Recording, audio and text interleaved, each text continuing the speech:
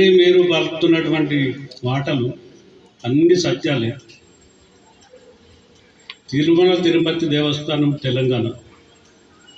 మీ తండ్రి ఏం మాట్లాడతాడు? సార్ మిమ్మల్ని మరవలేం సార్, జీవితం ఉన్నంతకాలం మీతో పాటు ఉంటాం సార్, ప్రాణం ఉన్నంతకాలం మీతో పాటు ఉంటామని సార్ మాట్లాడినటువంటి సత్యాలు మీరే మాట్లాడి మేము మాట్లాడు. తర్వాత కొంతమంది శాసనసభ్యులు వెళ్ళిపోతే దొంగలు పోయినరు, పోయింది పొట్టు పోయింది, అంత తాళంతా పోయింది, అంత ఒరిజినల్ ఉన్నదని మాట్లాడినటువంటి తండ్రి మాట్లాడినటువంటి మాట. ఇలా చెప్పుకుంటా పోతే ఎన్నో సందర్భాల్లో ఎక్కడ ఏ రోటికాడ పాట ఆ రోటికాడ పాడుకుంటాం, ఏది అవసరమైతే అది మాట్లాడుకుంటాం. ఈ జీవితం అంతా ఇవాళ మేము సత్యాలు మాట్లాడుతున్నాను అన్నబట్టి ఈ జీవితం అంతా ఇవే సత్యాలు మొత్తం. ఒక్క శాసనసభ్యుడి మీద కూడా మంచి అభిప్రాయం లేకపోతే ఎట్లా? మీరు చేస్తున్నటువంటి ఆగడాలు, మీరు చేస్తున్నటువంటి పరిస్థితులు, ఈ నియోజకవర్గంలో మీరు ఎన్ని ఆగడాలు చేసినా కూడా ఒకప్పటి మహానుభావులు ఎన్టీ రామారావు గారు కానీ, అదేవిధంగా కేసీఆర్ గారు కానీ, వాళ్ళిద్దరి దయాదాక్షిణ్యాల వల్ల ఈ నియోజకవర్గంలో 6 పర్యాయాలు గెలిచాం మాట్లాడి మీరు వాళ్ళిద్దరి ఆ మహానుభావుల పుణ్యంతో మరి 6 పర్యాయాలు మీరు శాసనసభ్యులుగా కావటం జరిగింది తప్ప అది మీకు మీరు మా గొప్ప అని అనుకుంటే అది మీ ఇష్టం. మేము చెప్పేది దీంట్లో ప్రత్యేకంగా ఏం లేదు. రాజకీయ వ్యవస్థలో పనిచేసేటప్పుడు ఒక పద్ధతి, ఒక క్రమము, అవతల వ్యక్తుల్ని విమర్శ కూడా దానికి ఒక పద్ధతి క్రమం ఉండాల్సినటువంటి పద్ధతి లేకుండా చూతే అట ఏం భాష, ఏం మాట్లాడుతున్నావు, నీ వయసు ఏంది, నువ్వేం మాట్లాడేది? వాస్తవాలకు దగ్గరగా ఉండండి. కనీసం ప్రజలు ఏమనుకుంటారు, ప్రజల్లో ఏముంది, వల్ల ప్రజలు ఏం మాట్లాడుతున్నారు? బాజిరెడ్డి గోవర్ధన్ గారు మీ మామను చంపించిందా? వాస్తవాల్లోకి వెళ్దాం. సోదరులు సాయిరెడ్డి గారు మాకు కూడా కొంచెం దగ్గరగా ఉండి మేము ఇవాళ అది మాట్లాడదలుచుకోండి. ఎందుకంటే సాయిరెడ్డి గారి మీద గౌరవంతో కూడా నువ్వు మాట్లాడినట్టు మేము మాట్లాడదలుచుకోండి. ఇంకొక మాట, ప్రశాంత్ రెడ్డి గారి గురించి మాట్లాడినాడు. ఏమని? జిల్లా మంత్రిగా పనికిరాడు, జిల్లా మంత్రిగా ఆయన నుండి మొత్తం జిల్లాలు అన్నీ ఓడిపోయినాయి. జిల్లా మంత్రిగా పనికి రాకపోతే ఇవాళ మేము స్పష్టంగా అడుగుతూ ఉన్నాం, బాజిరెడ్డి గోవర్ధన్ గారు ఈ నియోజకవర్గంలో నిజాం సాగర్ కాలువల ఆధునీకరణ కానీ, లేకపోతే ఎన్నో పెద్ద ఎత్తున సీసీ రోడ్లు ఇంకోటి సంక్షేమ కార్యక్రమాలతో కూడా తెచ్చినటువంటి సందర్భం. అదే ఇవాళ ప్రశాంత్ రెడ్డి గారి గురించి మాట్లాడుతున్నారు. ప్రశాంత్ రెడ్డి గారు ఇవాళ మీరు చేస్తున్నటువంటి కాంట్రాక్ట్ బీర్పూర్లో ఇవాళ సెంట్రల్ లైటింగ్ మీరు ఏదైతే కాంట్రాక్ట్ చేస్తున్నారో, మోసరాలు ఇవాళ ఏదైతే సెంట్రల్ లైటింగ్ దానికి అనుగుణంగా ముందుకు పోయేటువంటి road central lighting road work ఏదైతే చేస్తున్నారో, ఇవాళ చందూరులో కానీ, వర్ణిలో కానీ, లేకపోతే ఈ సెంట్రల్ లైటింగ్ పెద్ద ఎత్తున R&B మంత్రిగా, కేవలం ప్రశాంత్ రెడ్డి గారు R&B మంత్రి కాదు, ఈ నియోజకవర్గంలో 11,000 ఇండ్లు రావడానికి కారణం ప్రశాంత్ రెడ్డి గారు ఈ జిల్లా మంత్రి కావటం. ఈ జిల్లా మంత్రి కాకుండా ముఖ్యమంత్రి గారికి, అప్పుడున్నటువంటి ముఖ్యమంత్రి కేసీఆర్ గారికి అత్యంత సన్నిహితుడుగా, ఎంత సన్నిహితం అంటే కొన్ని మీ తండ్రి పోచారం శ్రీనివాసరెడ్డి గారు కూడా కేసీఆర్ గారి దగ్గర చెప్పుకోలేనటువంటి విషయాలు చెప్పి సర్ది చెప్పి మనకు ఏం కావాలంటే బాన్స్వాడ నియోజకవర్గం వల్ల పెద్ద ఎత్తున అభివృద్ధిగా అయింది అనేటువంటి కారణాలకే ప్రశాంత్ రెడ్డి గారే కారణం అని చెప్తున్నారు. ముఖ్యంగా ప్రశాంత్ రెడ్డి గారు హౌసింగ్ శాఖ మంత్రిగా ఉండబట్టే ఇవాళ ఈ నియోజకవర్గంలో 11,000 ఇండ్లు వచ్చినటువంటి సందర్భాలు ఇలా నేను ప్రత్యేకంగా చెప్తా ఉన్నాను. ఎవరి ద్వారా ఈ నియోజకవర్గం అభివృద్ధి చెంది, ఎవరి ద్వారా మనకి స్థాయి వచ్చింది, మనం ఈ స్థాయికి రావడానికి కారణాలు ఏంటి? ఒక్కసారి వెనుకకు ఆలోచించుకొని మాట్లాడండి. అరే ఎవ్వరి మీద గౌరవం లేనటువంటి మాటలు నోరు తెరిస్తే బూతులు ఇష్టమైనట్టు మాట్లాడటం. దేనికోసం ఈ సంస్కృతి ముఖ్యంగా పోచారం శ్రీనివాసరెడ్డి గారిని అడుగుతాం. ఈ రకమైనటువంటి సంస్కృతిని ప్రోత్సహించి ఏ రకమైనటువంటి పరిస్థితికి నియోజకవర్గానికి తీసుకెళ్లాలని ప్రయత్నం చేస్తారో చెప్పాలని. రవీందర్ రెడ్డి గారి మీద మాట్లాడతారు. సరే, పార్టీలు వేరైనా వ్యక్తులు వేరైనా ఒక గౌరవము పద్ధతి ఉండాల్సినటువంటి క్రమం ఉండాలని ప్రత్యేకంగా చెప్తాము. మీ తండ్రి గారి మీద ఇప్పటి వరకు చాలామంది ఒక 5-6 పర్యాలు శాసనసభ్యుడిగా పనిచేసాడు. ఆ గౌరవం ఇద్దామనేటువంటి బీఆర్ఎస్ పార్టీ 10 ఏళ్ల పాటు మీరు అడిగిన ప్రతి కార్యక్రమాన్ని పార్టీ పదవుల్లో కానీ, లేకపోతే ప్రభుత్వ పదవుల్లో కానీ, లేకపోతే మీకున్నటువంటి ఆ శాసనసభ్యుడి ద్వారా ఈ జిల్లాలో 5 ఏళ్ల పాటు మంత్రిగా కానీ, 5 ఏళ్ల పాటు స్పీకర్గా కానీ ఎనలేని గౌరవం ఇస్తే ఇవాళ ఏది పడితే అది మాట్లాడి ఎన్ని సత్యాలు ఇవ్వాలి మీరు మాట్లాడేది? అంబేద్కర్ చౌరస్తా బాన్సోడలో గత శాసనసభ ఎన్నికల ముందు రేవంత్ రెడ్డి గారు ఈ నియోజకవర్గ పర్యటనకు వచ్చి ఎంతటి భాష, ఎంత భరించలేనటువంటి భాష ఏమని మాట్లాడినారు? ఒక ఆబోతు 3 దున్నపోతులు దొంగ చేలలో పడి వేస్తున్నాయి, అవి మీ కుటుంబమే అని చెప్పినటువంటి రామకృష్ణుడికి బూట్లు తొడిగినావు. పెద్ద ఎత్తున 50 కోట్ల రూపాయలు హైకమాండ్కి ఇచ్చి పెద్ద ఎత్తున PCC ప్రెసిడెంట్ తెచ్చుకున్నాం. అటు రేవంత్ రెడ్డి మాట్లాడి, ఇటు మీరు మాట్లాడి వాళ్ళ పరిస్థితి లేని ఎప్పటికప్పుడు ఏది అవసరమో ఏది మాట్లాడాలో అది మాట్లాడుకుంటాం. మన పక్కన ఉన్నంతసేపు వాళ్ళు ఇంద్రులు చంద్రులు, మనం దాటిపోగానే వాళ్ళని మీ నోటికి వచ్చినట్టు దుర్భాషలు మాట్లాడుతారు. మీ తండ్రికి అదే పరిస్థితి, మీది కూడా అదే పరిస్థితి. ఈ బాన్సోడ నియోజకవర్గాన్ని ఏ రకమైనటువంటి సంస్కృతికి తీసుకుని ఏం ఆలోచిస్తున్నా చెప్పాలని చెప్పి వాళ్ళు అడుగుతా ఉన్నారు. ఈ నియోజకవర్గంలో ఇవాళ మీరు చేసే పనులు కానీ, కాంట్రాక్టులు కానీ బీఆర్ఎస్ హయాంలో మంజూరైనటువంటి 11,000 ఇండ్లు ఈ నియోజకవర్గానికి వస్తే వెళ్దాం రండి. ఇవాళ ఏ గ్రామం పోదాం, ఎక్కడికి పోదాం, ఏ బాన్సోడ పట్టణం పోదామా, లేకపోతే రూరల్ గ్రామాల్లోకి పోదామా చెప్పండి. ఒక్క లబ్ధిదారుడు నేను సంతృప్తిగా ఉన్నా, పూర్తి స్థాయిలో నాకు పేమెంట్లు దొరికినాయని కనుక ఒక్క లబ్ధిదారుడు కనుక చెప్తే మేము మీతో పాటు రావడానికి సిద్ధంగా ఉన్నామని చెప్తాం. ఎంతసేపు అవినీతి కార్యక్రమాలు, ఎంతసేపు గౌరవం లేని మాటలు, మీ స్వార్థం తప్ప రెండోది ఉండనే ఉండదు. మా తండ్రి దేవుడు, మేము అంతటోళ్ళం, మేము ఇంతటోళ్ళం, మిమ్మల్ని కార్యకర్తలను కాపాడుకుంటామని చెప్తారు. ఏం కాపాడుతారు కార్యకర్తల్ని? ఎక్కడైనా ఒక ఎంపీపీ గెలిస్తే, లేకపోతే ఒక జెడ్పీటీసీ గెలిస్తే నియోజకవర్గంలో రిబ్బన్ కటింగ్లు మనమే చేయాలా, కొబ్బరికాయలు మనమే కొట్టాలా, వాళ్ళని పక్కన నిలబెట్టాలి. ఉత్సవ విగ్రహాల దాకా పక్కన నిలబెట్టి మొత్తం అధికారం లేని మీరు పోయి టెంకాయలు కొట్టడం, రిబ్బన్లు కట్ చేసిన పరిస్థితుల్లో కార్యకర్తలు చూడలేదా అని అడుగుతున్నారు. మీరు కార్యకర్తలను హక్కును పెట్టుకుంటున్నారు. మీకు అసలు ఆ పరిస్థితి ఎక్కడ ఉందా? 30-40 ఏళ్ళ రాజకీయ జీవితంలో, మీ తండ్రి రాజకీయ జీవితంలో ఎప్పుడన్నా ఒక కార్యకర్తని గౌరవంగా తీసుకెళ్ళి నియోజకవర్గ స్థాయి దాటించి ఎక్కడైనా జిల్లా స్థాయిలో ఏదైనా పోస్ట్ ఇచ్చినా చెప్పండి, ఒక్కటి ఇచ్చి చెప్పండి. పక్క శాసనసభ్యులు చూసి నేర్చుకోండి కొంతమంది. ఇవాళ అటు ఏ కాన్ఫరెన్స్ కనబడి పక్క కాన్ఫరెన్స్లోకి పోయి చూసి నేర్చుకోండి కనీసం. ఎంతసేపు మీ అవకాశవాదం, మీ పద్ధతి, మీ ఇది ఇవ్వకుండా ఇవాళ స్పష్టంగా చెప్తున్నాం. మీరు ఎన్ని సత్యాలు మాట్లాడతారంటే స్పీకర్ గారికి పోయి లెటర్ ఇస్తారు. ఏమని? మేము ఇంకా బీఆర్ఎస్ఏ, మేము పార్టీలు మారలేదు, బీఆర్ఎస్ పార్టీ అని చెప్తారు. మరి వాళ్ళు చెప్పండి, కాన్ఫరెన్స్లో మేము బీఆర్ఎస్ పార్టీ అని చెప్పండి. మళ్ళీ ఏం చేస్తారు? కాంగ్రెస్ పార్టీలు 1 కాదు, 2 కాదు, 3 గ్రూపులు. మీరు ఈ రకంగా ఉండాలని మేము సంతోషంగా కోరుకుంటున్నాం. 3 కాదు 6 గ్రూపులు కండి. బీఆర్ఎస్ పార్టీ పెరగాలంటే ఖచ్చితంగా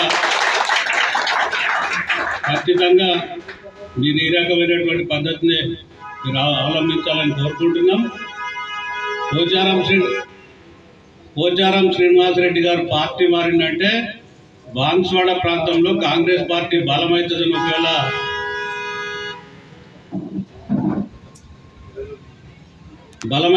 ఒకవేళ మహేష్ కుమార్ గౌడ్ గారు ఒకవేళ రేవంత్ రెడ్డి గారు అనుకుంటే, గతంలో మరి ఎన్టీ రామారావు గారి పుణ్యమో లేదా కేసీఆర్ గారి పుణ్యమో 5-6 పర్యాయాలు ఇక్కడ శాసనసభ్యుని ఇచ్చినటువంటి పరిస్థితులు, 7-8 పర్యాయాలు ఇచ్చినటువంటి పరిస్థితి ఉంటే, ఇక భవిష్యత్తులో కాంగ్రెస్ పార్టీని బాన్స్వాడ నియోజకవర్గంలో చూడనటువంటి పరిస్థితికి వాళ్ళు తీసుకెళ్ళినటువంటి ఘనత పోచారం శ్రీనివాసరెడ్డి గారికి, పోచారం భాస్కర్ రెడ్డి గారికి ప్రత్యేకంగా ఉందని ప్రత్యేకంగా చెప్తూ ఒక్కటి మాత్రం స్పష్టంగా చెప్తా ఉన్నాం. బాజిరెడ్డి గోవర్ధన్ గారి మీద లేకపోతే ప్రశాంత్ రెడ్డి గారి మీద భవిష్యత్తులో మాట్లాడితే మాత్రం పోచారం భాస్కర్ రెడ్డి నీకు మర్యాద ఉండదని చెప్తా ఉన్నాం.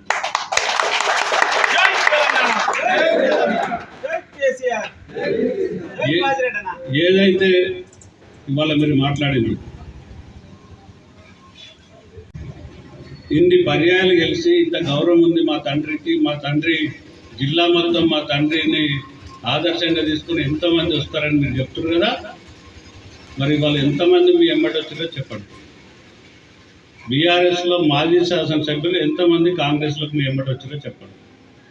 మీరు జుక్కల్ శాసనసభ్యులు ఎమ్మడి పడ్డారు, ఎల్లారెడ్డి శాసనసభ్యులు ఎమ్మడి పడ్డారు, కామారెడ్డి శాసనసభ్యులు ఎమ్మడి పడ్డారు, నాతో పాటు రండి జర మందబలం చూసుకుంటాను కూడా అడిగాను. మీరు ఒక్కరు కూడా మీ ఎమ్మటి రాలేదు.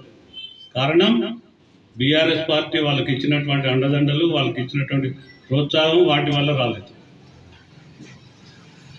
ఈరోజు బాన్స్వాడ నియోజకవర్గంలో పరిస్థితి చెప్తాను. 2023 తర్వాత మీరు కేసీఆర్ ఎన్టీఆర్ల పుణ్యంతో ఏదైతే శాసనసభ్యులైందో, ఒకవేళ నిజంగా మీరే కనుక ఈ నియోజకవర్గం మీద మీకు అంత పట్టు, మీకు మీ ఎంబటంత ప్రజలు ఉండుంటే పార్లమెంట్ ఎన్నికల్లో మీరు 21,000 ఓట్లకి ఈ నియోజకవర్గంలో బీఆర్ఎస్ పార్టీని తీసుకెళ్ళడానికి కారణం ఎవరో మీరు చెప్పాలి. 2023 శాసనసభ ఎన్నికల్లో మీకు 73,000 ఎట్లు వస్తాయి. అదే 6 నెలల తర్వాత జరిగినటువంటి పార్లమెంట్ ఎన్నికల్లో 21,000కి ఏ రకంగా బీఆర్ఎస్ పడిపోతుంది. కేవలం మీ వల్ల కాదని చెప్పేసి అడుగుతాం.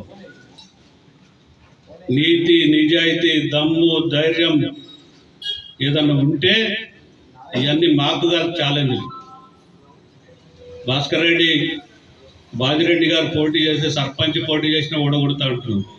బాజిరెడ్డి గారు సర్పంచ్ పోటీ చేస్తాను నీకు చెప్పలే, లేకపోతే బాన్స్వాడలో వచ్చి పోటీ చేస్తాను ఆయన చెప్పలే. ఆయనని కావాలనేదో రెచ్చగొట్టేటువంటి పరిస్థితులు మాటలు మాట్లాడకండి. బాజిరెడ్డి గోవర్ధన్ గారు కాదు, ఇవాళ పోచారం శ్రీనివాసరెడ్డి గారు రేపు రాజీనామా చేసి వచ్చి పోటీ చేసిన, పోచారం భాస్కర్ రెడ్డి వచ్చి పోటీ చేసిన ఓ సామాన్య కార్యకర్తని బాన్స్వాడ నియోజకవర్గంలో బీఆర్ఎస్కు సంబంధించినటువంటి సామాన్య కార్యకర్తను, ఆ కార్యకర్తను కూడా మీరు ఎంపిక చేసుకోండి, మేము గెలిపిస్తాం. సామాన్య కార్యకర్తను మీరు ఎంపిక చేసుకోండి, మీరు ఎంపిక చేయండి, మేము కాదు. గతంలో ఒక నానుడి ఉండే, ఒక 10 ఏళ్ళు నేను కాంగ్రెస్లో గతంలో 30-40 ఏళ్ళు పనిచేసి ఒక 10 ఏళ్ల పాటు కాసుల బాలరాజు గారు ఇంకెవరికి ఏది టికెట్లు వచ్చినటువంటి సందర్భంలో బీఆర్ఎస్ కార్యకర్తలు మాట్లాడుతుండే, కాంగ్రెస్ అభ్యర్థిని మా సార్ నిర్ణయం చేస్తాడనేటువంటి మాట కాన్స్టిట్యూన్సీలో ఒక నానుడిగా ఉంది. ఇవాళ మేము ఛాలెంజ్ చేసి చెప్తున్నాము, మా కార్యకర్తను మీరు ఎంపిక చేయండి, మేము గెలిపిస్తామని చెప్తున్నాం. మాట్లాడే ముందు మంచి చెడు, మన స్థాయి ఏంది, మనం ఎక్కడి నుంచి వచ్చినాం, ఎట్లా వచ్చినాం, మనం ఎన్ని అవినీతి కార్యక్రమాలు చేసి ఈ రకంగా డబ్బులు సంపాదించినాం. ఇవాళ మాట్లాడుతున్న మీరు బీఆర్ఎస్ పార్టీ మీకు ఏం చేయలేదా? ఏం చేయలేదు చెప్పండి. పెద్దలు కేసీఆర్ గారు పోచారం శ్రీనివాసరెడ్డి గారు వ్యక్తిగతంగా వెళ్ళి, సార్ నిన్న భాస్కర్ రెడ్డి మాట్లాడుతూ మాకు కనీసం హైదరాబాద్లో ఇల్లు కూడా లేదు, కిరాయి ఇంట్లో ఉంటున్నాం అని మాట్లాడుతున్నాం.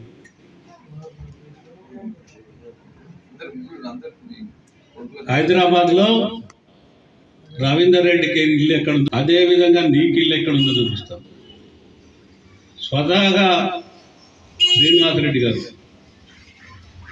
కేసీఆర్ గారు ఎంత గౌరవం ఇస్తుందంటే ఆయనకి పోయి బిల్డర్ని పిలిచింది 8 కోట్ల రూపాయలతోటి. అప్పటికప్పుడు మరి పోచారం శ్రీనివాసరెడ్డి గారి బిడ్డ పేరు మీద మరి ఇల్లు రిజిస్ట్రేషన్ చేసినటువంటి మాట వాస్తవమో కాదా అని చెప్తున్నారు. అరే ఏది మాట్లాడుతుంది అరే ఒక పూట దారిని పోతా పిలిచి అన్నం పెడితే 10 కాలాల పాటు గుర్తు చేసుకుంటాం. తిన్నది మర్చిపోవటం ఇది ఎక్కడదో మాకు అర్థమవుతుంది. ప్రజలు గమనిస్తున్నారు. మొత్తం బాన్స్వాడ నియోజకవర్గంలో ఇవాళ వెళ్ళండి, మీరు ప్రజల్లోకి వెళ్ళండి, ప్రజలు ఏం చెప్తారో వినండి. ప్రజలు ఒకటి అడుగుతారు, బీఆర్ఎస్ పార్టీని బలంగా చూంచండి. పోచారం కుటుంబ ఆగడాలను కంట్రోల్ చేయాలంటే బీఆర్ఎస్ పార్టీ గ్రామాల్లో బలంగా కనపడాలా, బీఆర్ఎస్ కార్యకర్తలు బలంగా కనపడాలా. బీఆర్ఎస్ కార్యకర్తలు బలంగా ఉంటే ఖచ్చితంగా రేపు బీఆర్ఎస్ని ముందుంచడంలో మేము ముందుంటాం. స్పష్టంగా చెప్తున్నటువంటి సందర్భాలు చెప్తున్నాం. భవిష్యత్తులో బాజిరెడ్డి గారి గురించి కానీ, ప్రశాంత్ రెడ్డి గారి గురించి కానీ, జీవన్ రెడ్డి గారి గురించి కానీ బీఆర్ఎస్ పార్టీ గురించి కానీ మాట్లాడితే మంచిగా ఉండదని చెప్తా ఉన్నాం. ఒక్కసారి ఒళ్ళు దగ్గర పెట్టు. నిజామాబాద్ జిల్లా సెంట్రల్ బ్యాంక్ చైర్మన్ చేసిన నీకు ఎన్ని ఉంటాయని పిఏని అడిగేటువంటి పరిస్థితి. సెంట్రల్ బ్యాంక్లో ఎన్ని డైరెక్టర్లు ఉంటాయి తెలియకపోతే నువ్వు సెంట్రల్ బ్యాంక్ చైర్మన్ ఏం చేసినావు చెప్పిన. సెంట్రల్ బ్యాంక్లో 20 డైరెక్టర్లు ఉంటారు, 21 డైరెక్టర్లు ఉంటారు. 20 డైరెక్టర్లు ఉంటారు, ఒక్కొక్క ఆప్షన్ ఉంటుంది. 20 డైరెక్టర్లలో జిల్లా మొత్తం మా దగ్గర 9 ఉన్నారు, 8 ఉన్నారు, ఏదో చెప్తున్నాం అన్నాడు. 20 డైరెక్టర్లలో కేవలం సంగ్రామ్ నాయక్, బోర్లం సొసైటీ చైర్మన్ సంగ్రామ్ నాయక్ ఒకళ్ళు, కొత్తంగల్ సొసైటీ చైర్మన్ శాంతేశ్వరపు, ఆ 2 డైరెక్టర్లు తప్ప వాళ్ళు కూడా మీకు భయపడి మిగతా 17 మంది యునానిమస్గా నీ అవిశ్వాసానికి సంతకాలు పెట్టినటువంటి పరిస్థితి. తెలుస్తలేదా పరిస్థితి ఏంటనేది? మొన్న ఈ మధ్య నేను నిజామాబాద్ వస్తే మన రమేష్ రెడ్డి గారు కలిసాను. ఏం రమేష్ భాయ్ ఇదేం పద్ధతి, మా కాన్స్టిట్యున్సీకి సెంట్రల్ బ్యాంక్ చైర్మన్ ఉండే, అనవసరంగా నువ్వు అటు నుంచి ఇటు వచ్చి ఏదో మొత్తం మీద అటెండ్ చేసుకొని పీకేస్ట్ కదంటే, అన్న ఏం చేయాలన్నా డైరెక్టర్ల మనోభావాలు పద్ధతిగా లేవు, చైర్మన్ వ్యవహార శైలి బాగాలేదు, డైరెక్టర్లు అందరూ బాధపడుతున్నారు, ఏం చేయాలా, ఆయన చైర్మన్గా ఉంటే మేము ఉండలేమన్న పరిస్థితి, అవసరమైతే డైరెక్టర్కి రాజీనామా చేస్తాం కానీ చైర్మన్ ఉంటే మాత్రం మాకు ఈ డైరెక్టర్ కూడా అవసరం లేదనేటువంటి పరిస్థితి వచ్చింది ఒక పద్ధతి. ఇంకొకటి నేను మిగతా జిల్లా చెప్పను, మీ నియోజకవర్గమే చెప్తా. ఎత్తొండ్ర సొసైటీ ఇవాళ 9 నుంచి 12 కోట్ల రూపాయల లాస్లోకి వెళ్ళింది. కొత్తంగల్ సొసైటీలో అసలు దానికి ఒక పద్ధతి లేదు. ఒక జిల్లాలో ఒక వెలుగు వెలిగినటువంటి సొసైటీ, ఆ సొసైటీ ఏమవుతుంది, అసలు దాంట్లో ఏం జరుగుతుందంటే, ఏమన్నా చిన్నది ఏదన్నా మేము ఆడిటో ఇంకోటో ఒక ఆఫీసర్ని పంపిద్దామంటే పోచారం శ్రీనివాసరెడ్డి గారు ఫోన్ చేసి అక్కడికి ఎవరు పోవద్దు అంటాడు.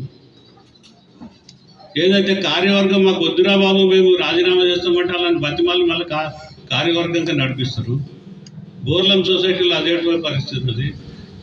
జిల్లాలో సహకార వ్యవస్థని, సహకార సిస్టమ్ని మొత్తం శ్రీనివాసరెడ్డి గారు ఏదో నేను సహకార వ్యవస్థను బాగు చేసిన అంటే కొడుకొచ్చి మొత్తం నాశనం చేసిండు సహకార వ్యవస్థని. అలాంటి వ్యక్తిని మేము చైర్మన్కి ఎట్లా ఉంచుతామన్నా, ఉంచి కనీసం మేము విలువలు ఉంచుకోవాలన్నా లేదా కనీసం ఒక 5 ఏళ్ల పాటు పనిచేద్దామని వచ్చినాం. ఆ పనిచేసే తృప్తి కూడా మాకు లేకుండా చేసినట్టు సందర్భంలో మెజారిటీ డైరెక్టర్లు అందరం కలిసి ఒక నిర్ణయం తీసుకున్నాం. ఇది ఏమన్నా జరగని ఆయన చైర్మన్ తీసేసి ఆ బీఆర్ఎస్లు ఉన్నా సరే, ఇంకో పార్టీలు ఉన్నా సరే, లేదు అధికార పార్టీలోకి ఎందుకు పోదామంటే ఏదైనా కనీసం రేపు నిధులో మంచో చెడ్డో జిల్లా సెంట్రల్ బ్యాంక్ని అభివృద్ధి చేద్దామనేటువంటి మంచి ఉద్దేశంతో చేసినాం తప్ప మాకు ఏ బాన్స్వాడలు ఉంటేంది, ఇంకో దగ్గర ఉంటేండి, మాకు ఇంకో పరిస్థితి లేదు. దీంట్లో ప్రశాంత్ రెడ్డి గారు ఉన్నాడు అని చెప్పేసి ఏదైతే భాస్కర్ రెడ్డి మాట్లాడుతుండో, ప్రశాంత్ రెడ్డి గారి ప్రమేయం లేదు. నా సొంత నిర్ణయం అని చెప్పినటువంటి వాస్తవాన్ని అవసరమైతే ఇవాళ బహిరంగంగా మాట్లాడించేటువంటి పరిస్థితి చేస్తుంది. ఇంకా నువ్వు ఇంకో మాట్లాడుతున్నావు. ప్రశాంత్ రెడ్డి గారు రండి, ఏ గుళ్ళో ప్రమాణం చేద్దామో రమ్మంటున్నారు. ప్రశాంత్ రెడ్డి గారు వచ్చి గుళ్ళల్లో ప్రమాణం చేయాలి. స్వయాన కేసీఆర్ గారు పక్కనుంటే పోచారం శ్రీనివాసరెడ్డి గారు తెలంగాణ తిరుమల తిరుపతి దేవస్థానంలో దైవ సాక్షిగా ప్రమాణం చేస్తున్నాను, బ్రతికినంత కాలం మేము ఏమిటో ఉంటానని ప్రమాణం చేసినటువంటి ప్రమాణానికి విలువ లేకపోతే ప్రమాణానికే విలువ లేదు. మీకు అసలు దైవం మీద ప్రమాణం చేసిన విలువ లేదు, ఏం మాట్లాడిన విలువ లేదు. అటువంటి వాళ్ళని మేము ప్రశాంత్ రెడ్డి గారిని తీసుకొచ్చి ఏ ప్రమాణానికి తీసుకురావాలి, ఎట్లా తీసుకురావాలి చెప్పు. మీకేమైనా ప్రమాణాలు విలువ ఉంటాయి కదా. మాట ఇస్తారు, మాట పోగొడతారు. అప్పటికి ఏది అవసరమో అది మాట్లాడుకుంటూ పోతారు. కాబట్టి ఒక్కటే మాట్లాడుతున్నాం స్పష్టంగా, బీఆర్ఎస్ పార్టీ బాన్స్వాడ నియోజకవర్గంలో ప్రతి గ్రామంలో పటిష్టమైనటువంటి పరిస్థితులు ఉంది. ఒక నెల 2 నెలల పాటు అన్ని మండలాల్లో ఇవాళ మీరు ఈ పార్టీని వదిలిపెట్టి వెళ్ళిన తర్వాత ఏడాది పాటు ఎవరికి ఫోన్లు చేయలే. ఇవాళ మీరు గ్రామాన కార్యకర్తల నంబర్లు తీసుకొని మరి ఫోన్లు చేస్తున్నారు. కారణం ఏంటిది? బీఆర్ఎస్ పార్టీ బలమవుతుంది. మనం రేపు రాజీనామానో లేకపోతే యాంటీ డిఫెక్షన్లోనో మనం కనుక డిస్క్వాలిఫై అయితే మన మనుగడ కష్టమవుతుంది అనే భయంకి ఇవాళ మీరు ఆ చర్యల్లో పడ్డారు తప్ప, బీఆర్ఎస్ పార్టీ కాసేపు ఇటు మాట్లాడతారు, బీఆర్ఎస్ పార్టీలు ఉన్నామని చెప్తారు, వాళ్ళు అక్కడ పోయి కాంగ్రెస్ పార్టీలు ఉన్నామని చెప్తారు, స్పీకర్ పోయి నిర్ణయం ఏం చెప్తారు, మేము లెటర్ ఇస్తున్నాము, ఇక మేము బీఆర్ఎస్ పార్టీని మేము ఎక్కడ పార్టీ మారలేదని చెప్తాం. ఒక్కటి మాత్రం స్పష్టం, ఏదైతే దైవం మీద ప్రమాణం చేసినామో, సరే దైవం ఉందా లేదా నమ్మేటోళ్ళు నమ్మచ్చు, నమ్మనోళ్ళు నమ్మచ్చు. సరే నేనైతే నమ్ముతాను. ఇవాళ దైవమే మీకు పరీక్ష పెట్టిండు. తెలంగాణ తిరుమల తిరుపతి దేవస్థానానికి సంబంధించినటువంటి బాలాజీ టెంపుల్ ఏదైతే వెంకటేశ్వర స్వామి టెంపుల్ ఏదైతే ప్రమాణం చేసిరో ఆ వెంకటేశ్వర స్వామి మీకు ఇవాళ పరీక్ష పెట్టిండు. వీడు నా దగ్గర ప్రమాణం చేసి మోసం చేసి ఇంకో పార్టీలోకి వెళ్ళిపోయిండు. వీడిని మాత్రం చివరి కాలంలో పూర్తి స్థాయిలో మానసికంగా పూర్తి స్థాయిలో బతకనియను అనే ఇవాళ మీరు మీ తండ్రిని ఒక్కసారి నేను కాంగ్రెస్ పార్టీ అని చెప్తాడా, బీఆర్ఎస్ పార్టీ అని చెప్తాడా, ప్రజల్లోకి వచ్చి ఇగో నా కండువా ఇది అని చెప్పమని చూద్దాం. స్పీకర్ దగ్గర బీఆర్ఎస్ అంటూ రా ప్రజల్లోకి వచ్చి ఈ కండువా నాది, ఈ కండువా కింద గెలిచిన ఈ కండువాతో ఉంటా అని చెప్పమను మీ తండ్రిని. దయనీయమైన పరిస్థితుల్లో నీ కుటుంబం ఉంది. అలా ఇందాక చెప్పినట్టు మళ్ళీ చెప్తున్నా, మీరే ఎంపిక చేసుకోండి, మీ ఇష్టం వచ్చిన వ్యక్తిని ఎంపిక చేసుకోండి. బీఆర్ఎస్కి నిబద్ధత కలిగినటువంటి సామాన్య కార్యకర్తకి మీరు ఎంపిక చేయండి, గెలిపించే బాధ్యత అందరిది అని చెప్పేసి స్పష్టంగా మాత్రం అవసరమైతే భవిష్యత్తులో ఒక నిర్ణయం చేయాలనే ఆలోచనలు ఉన్నాం. పోచారం శ్రీనివాసరెడ్డి గారు బీఆర్ఎస్ పార్టీ కదా, ఒక 2000 మంది కార్యకర్తలం ఇంటికి వస్తాం, మా శాసనసభ్యుని మేము కలవటానికి వస్తాం, తయారున్నారా చెప్పండి అని అడుగుతాం.